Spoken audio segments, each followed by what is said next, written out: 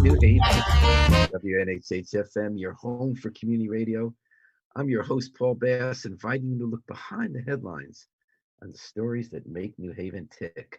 Well, today we have the pleasure of someone who's already been making New Haven tick, and he's now ready to do it in a big new way. One of the, in this time of the pandemic, this is one of those stories that are going to make you feel optimistic about New Haven. So I've now let the cat out of the bag. Brent Peterkin is our guest today. Hello, Mr. Peterkin. Thanks for coming on. Hey, Paul, how you doing? Good. So I mentioned he's already made New Haven tick. That's because he was the statewide director of one of the most successful law enforcement community partnerships in our lifetime, Project Longevity. It's brought together federal, state, and local law enforcement with community groups to help not just discipline, but also help people who are most in danger of being arrested or shooting or getting shot in our community. Has really helped stop the violence. And Brent's taken on a big new challenge for some groups in town, taking a big new challenge. Brent is the incoming executive director of a new group called Gather New Haven. But it's also not a new group because it's a merger of two long-standing organizations in town that do so much good work with the community. New Haven Land Trust, New Haven Farms. They actually did something recently that we always talk about the need to do New Haven and almost never do, which was when you have nonprofits doing great work, trying to pay the bills, sometimes they just need to combine and work as one organization with one central staff going after the money and making the partnerships. And that's what we're doing here today. It's a long introduction. Say, Brent, so how's it feel? It's a new challenge. Tell me about it. It feels great. I'm spending some time getting to know the team there at Gather and helping, taking time to really learn more about the organization, understand the voice of the organization. But it feels good. I'm extremely excited about the opportunity. I understand that I'm walking into a legacy here.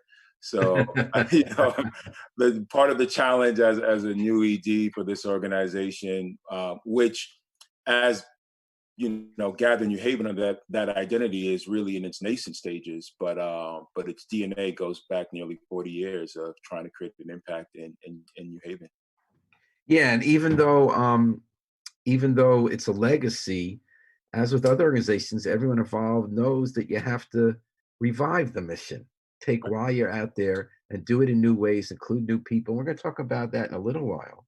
But first, I wanted to mention that Gather New Haven, which most people don't know the name yet. There's an article in the Register, but most people don't know. Everyone knows New Haven Land Trust. In the last bunch of years, so many people have gotten to know New Haven Farms. Now they're called Gather New Haven. And they're going to kick it off Friday with a concert. With someone who's like one of the great musicians in the country is doing a live concert that you can pay to watch online to support Gather New Haven. It's Rhiannon Giddens. If you watch all sorts of TV or you go to concerts in New Haven or nationally or follow roots music especially, she's a very well-known, very accomplished musician. She's going to be with Francesco Teresi doing a fundraising concert online for Gather New Haven. And that's Friday, May 22nd at 4 p.m. And if you'd like a ticket, here's how you get it. You go to Gather New Haven, gathernewhaven.org, and you get your tickets there and sign on. So let's talk about the work that the organization is doing and that you're going to be doing as a new executive director. The mission of both organizations is to be combined now is to be a social and environmental justice organization, develop and sustaining access to healthy lifestyles, land and water environments, food, climate. What it means on the ground is they do community gardens. They do where they work with kids and adults to grow healthful food and to cook it, that they do farms. And this was the more recent incarnation, recent years, we've taken properties around towns and turned them into urban farms where people depend on them for their eating. You partner with groups like Fairhaven Health to help people who have diabetes or other ailments to not only grow their own food, but learn how to cook them and eat more healthfully and to really improve people's health. And you also work with kids. You have a summer program where high school students come up with green, eco-friendly businesses. They created places like the Perkin Street Community Garden. Brent, did I cover it? What did I miss? The preserves. Yeah. So the land preserves. So there are that's key. Yeah. There are several land preserves under the ownership of Gather New Haven, which were formerly a part of the New Haven Land Trust. And it is a way to allows us to preserve the natural environment so that it's accessible to the community. I myself grew up in a concrete jungle, but I was very privileged to have access to the natural environment and spent some great deal of my summers during my teenage years in the forest.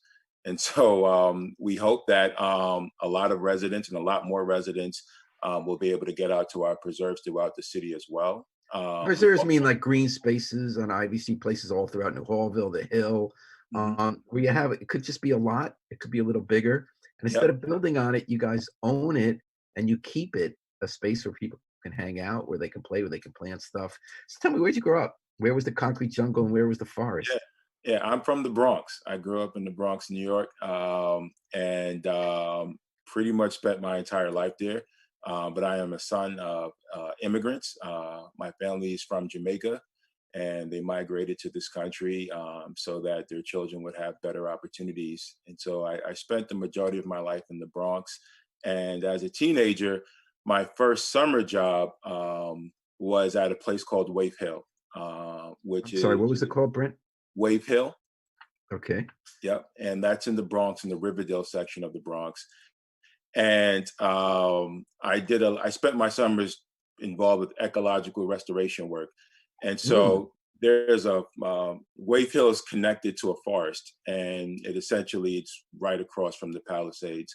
And so what I would do is we had to be there very early in the morning. I'd get there probably about an hour early, and had about half a mile to three-quarters of a mile into the forest by myself, and just sit on a log or a rock and spend about 45 minutes by myself in the forest, soaking it all in. And it was a profound contrast from what I was really used to. And outside of, developing a particular fear for bugs, but it was a great opportunity for me to kind of ground myself in nature. And one of the feelings that stood with me since my childhood was that it felt like I belonged there. It felt like it belonged to me. It was a very inviting environment, Mm.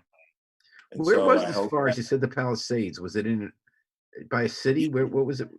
Yeah, so when you get to Wave Hill, which is it's actually publicly owned, but it's a botanical garden of sorts, and there's actually a path that leads right into the Riverdale forest, and we did a I lot went of to the high work. school in Riverdale. I never knew about a forest. Yeah, I knew about Van Cortlandt Park. yeah.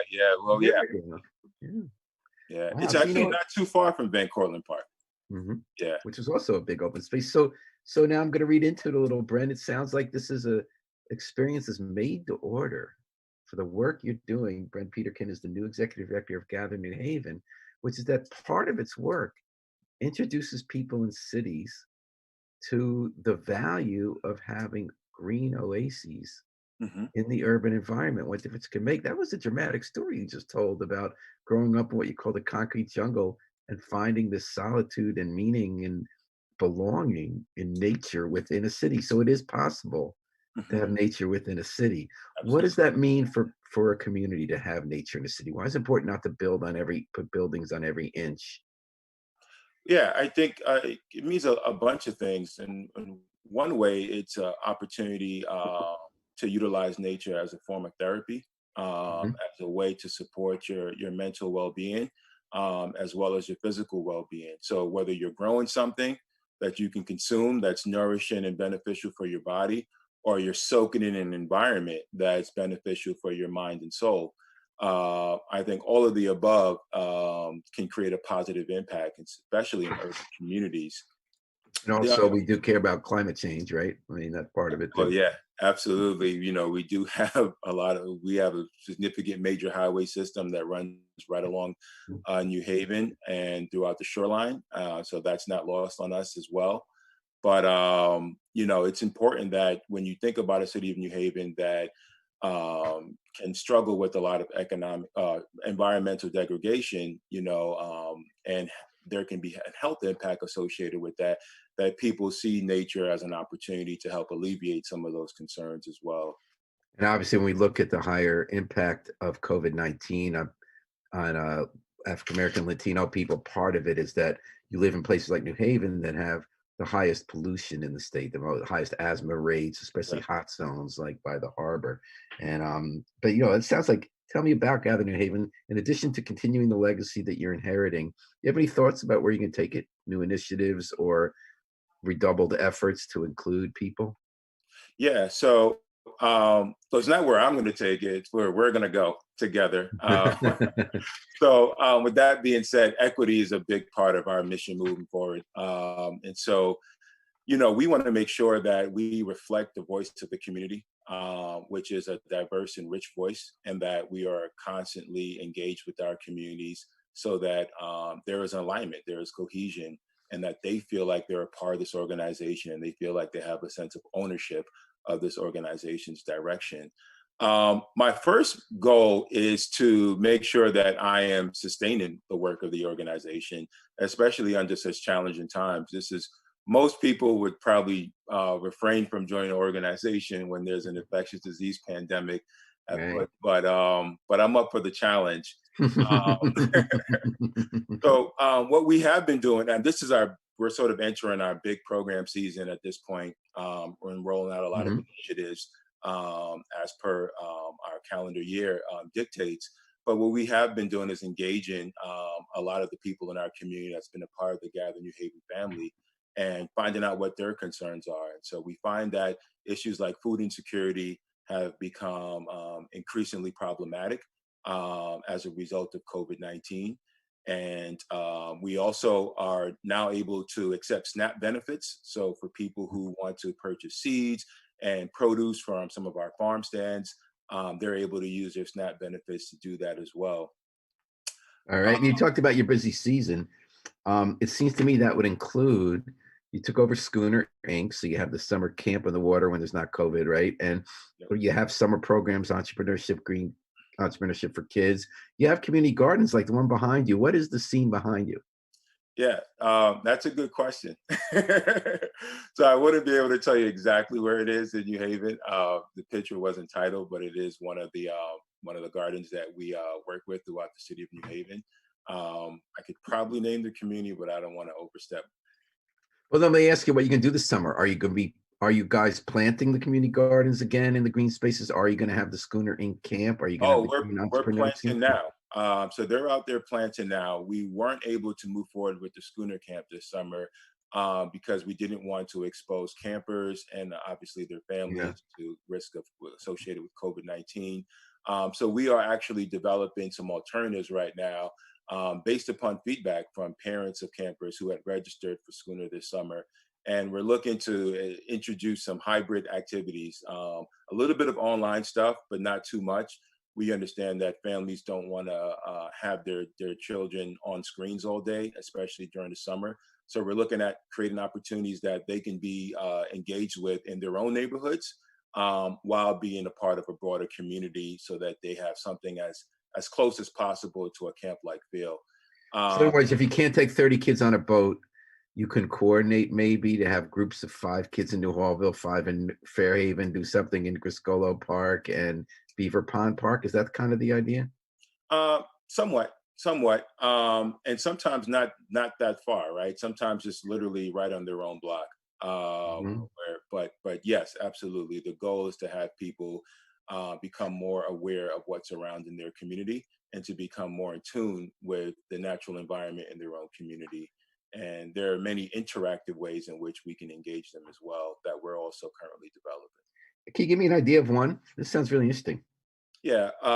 Well, one idea is to ideally engage public access television and Mm. to be able to actually feature different neighborhoods and streets throughout New Haven and highlight the natural world in that environment. And it can be uh, something like insect life. It can be, horticulture. It can be more broadly speaking, engaging one of our gardens or farms and talking about that environment and what those environments are able to produce. Mm. And there are other ways to learn as well that we're looking to engage. But again, we're trying to refrain from having people in front of screens during the summer because Yeah, a lot of yeah. I students wish we were not. I wish we were face to face now and not in front of screen too. But we're yeah, still plugging along here at Dateline New Haven, WNHH-FM 103.5, live streamed at newhavenindependent.org. This morning we have the pleasure of talking to Brent Peterkin, who is the new executive director of Gather New Haven, which is the new name for the newly combined New Haven Land Trust, New Haven Farms, two of the great organizations in New Haven that connect New Haven people to nature. Brent, and I'm also reminding you this Friday, May 22nd, mark out in your calendar, and you're online now, probably, if you're not listening to us on the radio, but on Facebook. You can go right to gathernewhaven.org, gathernewhaven.org, and buy yourself a ticket to support Brent and the and Gather New Haven at a concert by watching a concert, a paid for concert tomorrow, benefit May 22nd, 4 p.m. Rhiannon Giddens with Francesca Teresi doing roots music for a roots organization. Speaking of your roots, Brent Peterkin, you mhm, come to this job from an interesting place. You told a great story about growing up, how you personally experienced as a kid the value of urban forestry, urban nature experiences, and how it changed your life. You also worked in criminal justice, yep, executive director of Project Longevity, which has been around, I believe, almost 10 years, maybe 9 years. I could have that wrong. And that's the U.S. Attorney's Office, State Police, New Haven Police meet together, identify the young people most involved in shooting, very small group for a large percentage of violent attacks in our community. They zero in on them.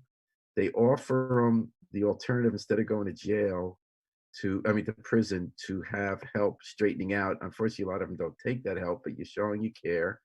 And then we do have some pretty long-term sentences come out of that, and we've had a lot less violent crime as a result. What did you learn as executive director of the statewide effort in Hartford, Bridgeport, and New Haven, and how will that help you guide Gather New Haven? yeah. I think one of the biggest takeaways from my journey with Project Longevity is that violence intervention initiatives and broadly speaking, many criminal justice practices are treatments, not the cure. Uh-huh. And that community development and the enhancement and fostering of community well-being so that you can address some of the causal factors that produce violence, and specifically street group and street gang gun violence on the community level are more or less the remedy, or more aligned with having a panacea effect as far as treating gun violence in urban communities. And so the Project Longevity intervention is exactly that. It's an intervention. But if we want to sustain violence reduction so that we can build off of intermittent or momentary successes, we need the community to be more broadly engaged, and we need to make sure that we're supporting community well-being. And one of those things is comes with food insecurity. So when you think of some of the reasons why some individuals may become involved with street group and street gang life, it's because they come from impoverished families and where they may not have access to food. And without proper access to nourishing foods, you have issues with brain development, with other aspects of physical development. But you also have to confront the reality that poverty is psychologically violent, right? To be a have not has a traumatic impact on one's psyche and their development. And so, by being able to help people to eat better, have access to food, and also with families who are struggling with chronic illnesses, a lot of the individuals that we work with Project Longevity come from families where issues like diabetes and hypertension are pretty prevalent. But also, some of the individuals, unfortunately, have been incarcerated, and they've developed a number of maladies or ailments throughout their time serving in the state corrections or federal corrections institute. So again, making sure that people are eating properly, but also that they have a contrast in their urban environment that will perhaps broaden their perspective and give them a sense of calm and well-being is a part of the work that I'm looking to do here at Gather New Haven. But it's all intertwined. I think one of the other things that I took away from my experience with Project Longevity is that meaningful and sustainable violence reduction requires an interdisciplinary approach. You have to see the connections across a number of disciplines and fields and try your best to align them while staying true to the core mission. Mhm. We're talking to Brent Peterkin, the executive of Gather New Haven, and an exciting moment in the life of the two organizations who combined to form the group. New Haven Land Trust, New Haven Farms are speaking a day before the Friday, May 22nd fundraising concert online from Rhiannon Giddens. You can find out more about that at gathernewhaven.org. I got two words to ask you about, and I'm going to ask you about one word. Sure. Tabitha Brown. Ring a bell? Tabitha Brown. She is the one of the it shouldn't. The only reason I knew about it is because I read it in the New York Times and I looked it up. She's got these ultra viral videos as the sort of African American goddess of vegan cooking and eating. She's this wonderful woman in LA. She's named Okay. her afro. She discovered veganism. She makes food really well, and she has these Oh, very yes, reassuring, yes, yes, yes, and yes. people are addicted to the videos Yeah, my about daughter eating follows that her. way. Yeah, my daughter follows her on Instagram. Thank you. Now, you're 23 years ahead of Tabitha Yeah. Brown. You've been a vegan for 23 years. How old are you, Brent? That's the question. I'm 42. Okay. So you've been a vegan since you were 19 at Northwestern University. Actually, I started out as a vegan. The way my path to veganism is, I think, is quite interesting in that during high school, my mother unfortunately suffered a heart attack. She Mm. survived, but because of that, she had to change her dietary lifestyle. And so her father, my father, and my mother would drag me and my brother to health food stores, um, and they would buy all kinds of stuff, and including a lot of greens. And they got into juicing when I was in high school. And my father would make me down glasses, very tall glasses of Swiss chard. Uh, Wow. Did they try to convince you that carob was chocolate? Because I think that's the hardest sell. yeah, yeah, no, Not there's chocolate. Yeah, that too. And I'm a huge chocolate guy, but me too. and it was like tall glasses of Swiss chard with no green apples or no lemon or ginger to kind of cut the bitterness. But Gotta have I was a three-sport athlete in high school, so I was still into pizzas and burgers and stuff like that. But my parents always kept a plethora of reading materials, and they always had a ton of supplements around the house, and so I gravitated towards it. And then I also embarked on a spiritual journey as well, and so I had these two things sort of going on in parallel. And one day I went to McDonald's with two of my closest friends who are like brothers to me, and I ordered a chicken sandwich. I took a bite, and it didn't feel normal. It didn't feel like it was Mm, something that was fitting with my human experience. And I went cold turkey and never mm. looked back. Yeah, I went cold turkey in college too. Uh, I um I went cold turkey vegetarian in 1982. Then 95, it just hit me. I was talking to someone who's vegan and said, well, if you're going to be consistent, you're consistent. Is it about health for you? You talk about spiritual journey. What was the spiritual journey? Yeah, I think I was consuming a lot of stuff, at the time. Hmm. But it is primarily about health. That's kind of like the gate that I opened up for this journey. But I think just sort of the way that I visualize animals and the consumption and slaughtering of animals became a profoundly spiritual experience. So, although I'm of the Christian faith, a friend of mine's introduced me to some Vedic scriptures and text. And Hmm. one was the Upanishads. And then I later on went on to read the Bhagavad Gita. But Hmm. I think those texts helped me think about concepts like karmic debt and different aspects of life and Well, one's that's a journey. big part of vegan for me is that I feel like when I leave the earth, and this kind of fits in with the work of Gather New Haven, I want to have left behind more than I took. Mhm. And I feel very strongly that I don't want to eat at the expense of an animal. And actually, what's Yeah, got me, I read about factory farming, which got me the first step. yeah, Yeah. yeah. Also, the animal doesn't want to leave the earth, right? Yeah. Cows don't necessarily, have calf and with the intention of feeding us. So that's one thing. But there's also an environmental impact Oh, that yeah. comes along with having a plant-based diet or a vegan diet, in that I think if more people are inclined to adopt this way of life, you could reduce the amount of fossil fuels that are in our atmosphere that are largely produced through cattle farming, and The also cattle flatulence. yes, yes, methane gas, yeah, And which actually comes out. Most of it comes out of belching, but as well, but 'cause, I don't know about you. I don't like to preach about veganism. I feel like even though it's the right thing to do, I think it's personal, spiritual as well in terms of my debt to the world. And I agree about the social impact. But I feel like we make so many decisions in our life that I don't feel comfortable telling people this is the one you should make. But it right, is for me, it's a spiritual decision too. I brought up Tabitha Brown partly because she used to think veganism was a white thing. She never heard of like African American. And I was thinking, yeah, well, Brian Terry is a pretty well-known African American yeah, cookbook author for vegan, and the Seventh Day Adventist Black Church yeah. is a pretty high duty into vegan. But is she right? In your 23 years, have you seen any kind of movement, both in veganism and then the kind of organization you're in now, which historically, even though it was taking values and work that were so strong in rural communities that were both black and white and brown, Mhm.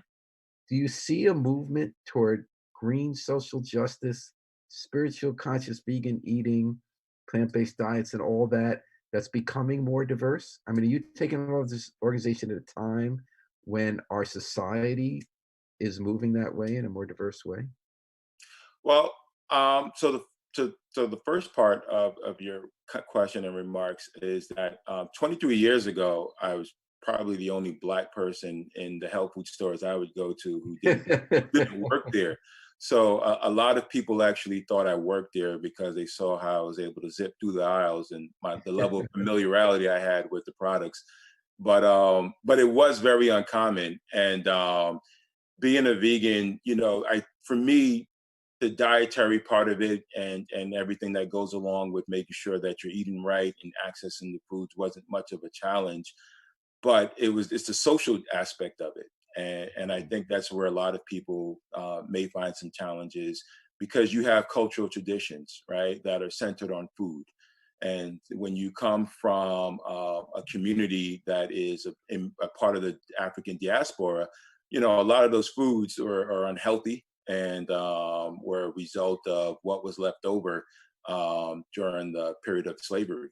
And so a lot of the foods that we've developed an affinity for aren't the best for us, but we kind of make gourmet with what we had.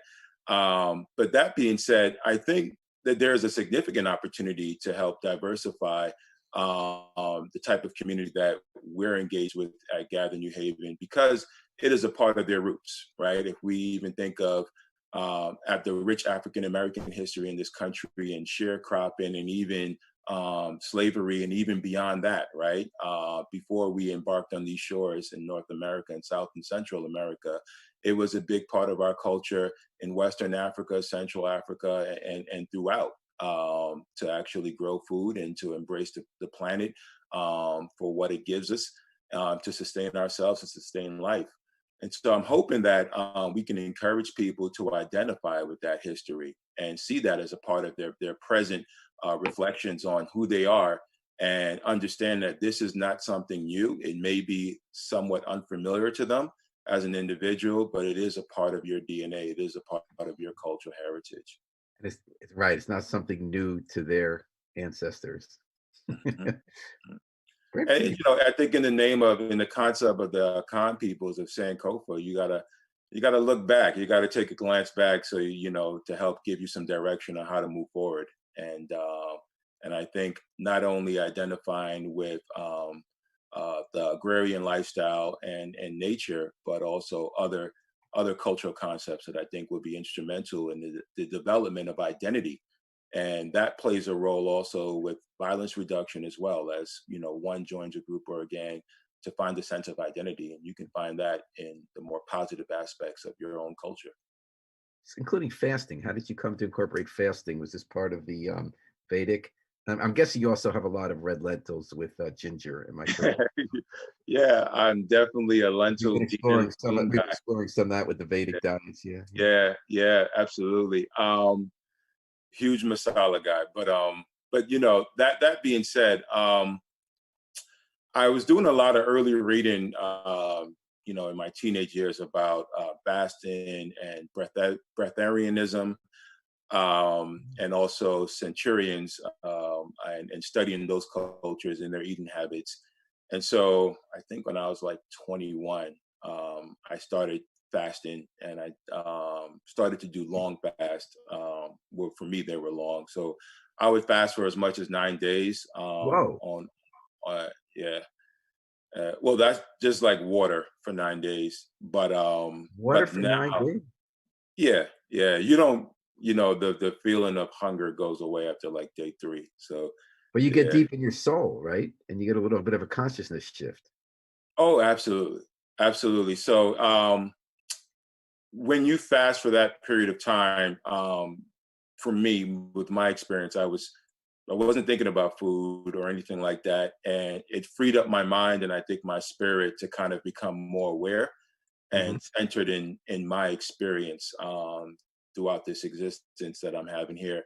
And I started to notice things that were very peculiar to me, just the way that people related to food. So watching people eat seemed pretty odd to me, and I guess it's kind of difficult to explain, but it seemed, as I observed people, because I was at the time working two jobs and stuff like that. I was very Wow. busy, but I started to get the sense that people were kind of being driven by food versus being driven by wanting to provide nutrients for the body. So the way I register hunger is the body's demand or urging for nutrients.